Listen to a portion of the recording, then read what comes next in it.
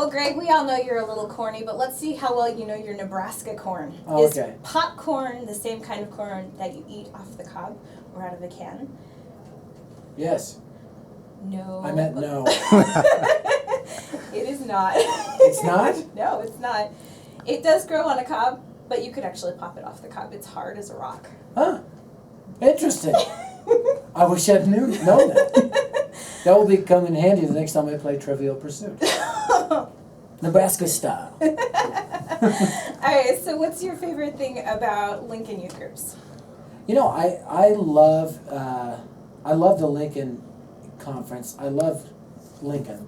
Mm-hmm. You know, even though they're Cornhusker fans, they're the nicest people on the planet live in Nebraska. You know, and so I think there's an excitement and anticipation for the Dare to Share conference like in no other city that we do. I mean, these students, come from literally all across the state and other states to come to the Dare to Share conference. It's kind of cool that it's in Lincoln because I think everybody in and around Nebraska is trained to drive to Lincoln through thick and thin, through snow and rain because of the Cornhuskers. And if that same kind of football feel in that Pershing arena when they gather together and train students, that's an awesome thing. I love it. I love the kids there.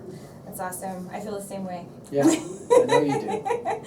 All right, so I want to know what the number one stereotype about Dare to Share is that bothers you. Yeah. Why it bothers you, and what you would say to it. Yeah, I think, probably the number one stereotype is that we're all about just aggressive evangelism. Mm-hmm. And I think when we first started, to be honest with you, I think we were more that way 20 years ago. Mm-hmm. But of course, our name back then, this is our original name, was Warriors for Christ. So that's like jihad for Jesus. It just doesn't work out well. Anyway, so we changed the name to Dare to Share. And to be honest with you, I think I've mellowed out over the years.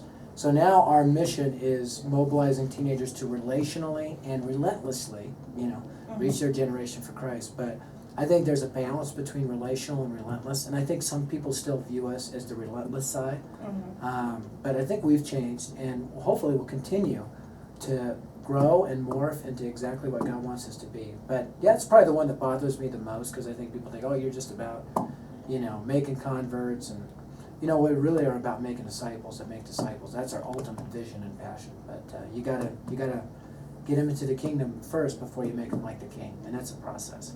Oh yeah, definitely.